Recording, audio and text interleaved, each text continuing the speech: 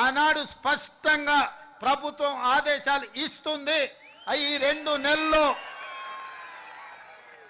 మీ పిల్లల చదువుల కోసం స్కూల్ కానీ, నిధులు కానీ, మీ కార్యాలయం కోసం స్థల కేటాయింపు కానీ, మీ వెల్ఫేర్ ఫండ్ కోసం నిధులు కానీ, దీనికి సంబంధించి ప్రతి విషయంలో నిర్దిష్టమైన ప్రణాళికతోని తెలంగాణ రాష్ట్ర ప్రభుత్వం ముందుకు వస్తుంది. ఇప్పుడు మీరు చూసిండ్రు కదా, మన సంకల్పం ఉంటే, మన పట్టుదల ఉంటే, మన ఆలోచనలో చిత్తశుద్ధి ఉంటే ప్రకృతి కూడా సహకరిస్తుంది. ప్రకృతి కూడా సహకరిస్తుంది. ఇప్పటి వరకు ఉరుములు ఉరిమి వర్షం కురిసినా ఈనాడు మీరు మేము మనము మాట్లాడుకునే సందర్భంలో వర్ణ దేవుడు కూడా మనకు సహకరించి ఒక ప్రశాంతమైన వాతావరణాన్ని కల్పించి కార్మికుల యొక్క కష్టాలను పరిష్కరించడానికి తెలంగాణ రాష్ట్ర ప్రభుత్వం వస్తే వరుణ దేవుడే సహకరించిండు.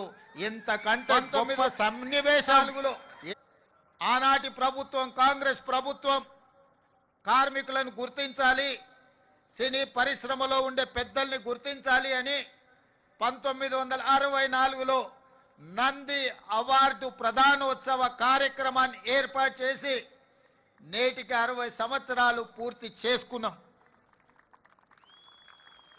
మీ టాలెంట్ను, మీ శ్రమను మీరు మర్చిపోవాలంటే కళాకారులు నగదు బహుమతులకి సంతోషపడరు.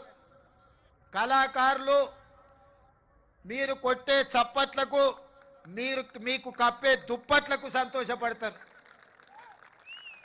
ఎంత సంపాదించడమని కాదు, ప్రేక్షకులు మీ యొక్క ప్రయత్నాన్ని చూసి, ప్రేక్షకులు కొట్టే చప్పట్లను, సన్మానం చేసే వాళ్ళు కప్పే దుప్పట్లను చూసి సినీ కార్మికులు సంతోషపడి వాళ్ళ కష్టాన్ని మర్చిపోయి రాత్రి పగళ్ళు హీరోలు కానీ, పెద్ద డైరెక్టర్లు కానీ, ప్రముఖ నటులు షూటింగ్ స్థలానికి నిదానంగా వచ్చినా, ఒకవేళ ఉదయం 9 గంటలకు వాళ్ళకి షూటింగ్ ఉంటే 5 గంటలకే ఇంట్లో లేచి కన్న పిల్లల్ని కూడా వదిలేసి షూటింగ్ లొకేషన్కి బయలుదేరే కార్మికులు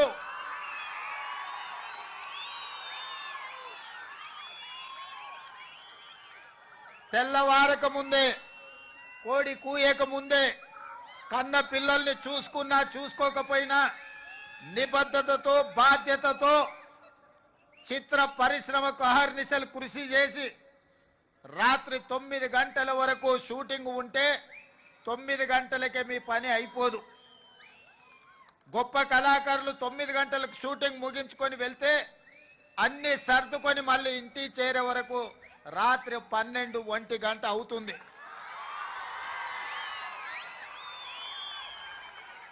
నాకు తెలిసి కొంతమంది తల్లిదండ్రులు వాళ్ళ పిల్లలు బాల్య వ్యవస్థలో ఉన్నప్పుడు తండ్రులను ఒకసారి గుర్తుపట్టని పరిస్థితులు, వాళ్ళు మేల్కొన్నప్పుడు మీరు పనిలో ఉంటారు, వాళ్ళు నిద్రపోతున్నప్పుడు మీరు ఇంటికి వస్తుంటారు. మీ శ్రమ, మీ కష్టం నాకు తెలుసు. మీరు పడుతున్న ఇబ్బందులు. ఈరోజు నాకు హోదా ఉండొచ్చు, దేవుడు గొప్ప అవకాశం ఇచ్చుండొచ్చు ముఖ్యమంత్రిగా, కానీ కార్మికుల యొక్క కష్టాలు తెలవనంతగా అధికారం నా కళ్ళు మూసుకుపోలేదు. అధికారంతో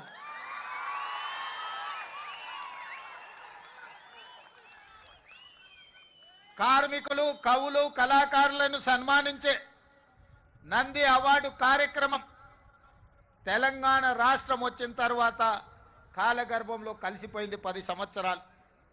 మళ్ళీ రెండవ తెలంగాణ రాష్ట్ర ముఖ్యమంత్రిగా నేను బాధ్యతలు చేపట్టిన తర్వాత మీతో ఒక సత్సంబంధాలు ఏర్పరచుకోవాలి, మీ సమస్యల్ని తెలుసుకోవాలని మిత్రుడు నిర్మాత దిల్ రాజు గారిని ఫిలిం డెవలప్మెంట్ కార్పొరేషన్ చైర్మన్ గా, తను కూడా గ్రామీణ ప్రాంతం నుంచి కష్టపడి పైకి వచ్చినవాడు, కార్మికుల కష్టాలు తెలుసుకొని రాష్ట్ర ప్రభుత్వానికి వారధిగా ప్రయత్నం చేస్తాడు, వారధిగా ఉంటాడు అని వారిని నియమించడం జరిగింది.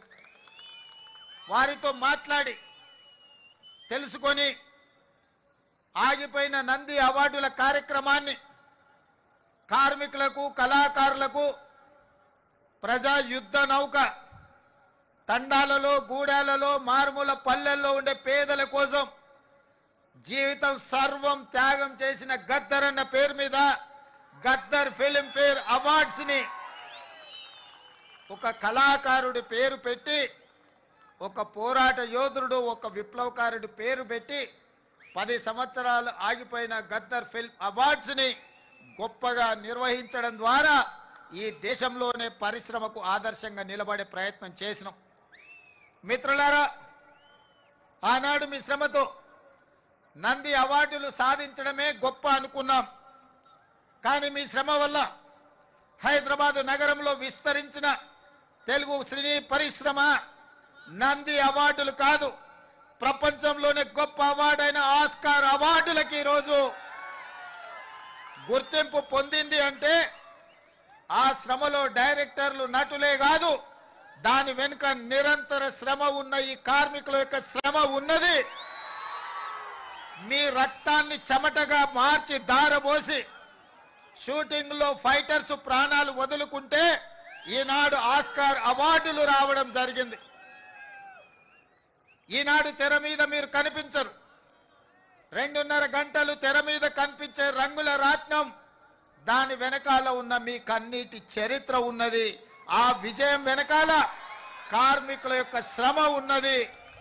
ఈనాడు మహిళా కార్మికులు కూడా తమ జీవితాన్ని సర్వాన్ని త్యాగం చేసి ఈనాడు సినీ పరిశ్రమను నిలబెట్టడానికి ప్రయత్నాలు చేస్తున్నారు. అందుకే మిత్రులారా, మీ కష్టాన్ని తెలుసుకోవాలి, మీకు ఈ ప్రభుత్వం అండగా నిలబడాలి, మిమ్మల్ని వీలైనంత మేరకు ఆదుకోవాలి. తద్వారా తెలుగు పరిశ్రమ ఈనాడు టాలీవుడ్గా కాదు, హాలీవుడ్ నుంచి కూడా ఇక్కడికి వచ్చి షూటింగ్లు జరగాలి. ఈ హైదరాబాద్ నగరం ప్రపంచ సినీ పరిశ్రమకు ఒక వేదిక కావాలన్నదే నా ఆలోచన. అందుకే ఆనాడు నేను చెప్పిన, మీరు వచ్చినప్పుడు సినీ పరిశ్రమను చిన్న చూపు చూసే సమస్యనే లేదు. ఈనాడు ప్రతివాడు, నేను ఐటీ ప్రొఫెషనల్లను, హైదరాబాద్ నగరానికి ఐటీ అడ్డాను, ఫార్మాస్యూటికల్ ఇండస్ట్రీ అను ఏ విధంగా అయితే చర్చ జరుగుతుందో, ఫిల్మ్ ఇండస్ట్రీ కూడా ఈ తెలంగాణ రాష్ట్రంలో ఐటీ పరిశ్రమ ఎట్లనో, ఫార్మా ఇండస్ట్రీ ఎట్లనో మా రాష్ట్ర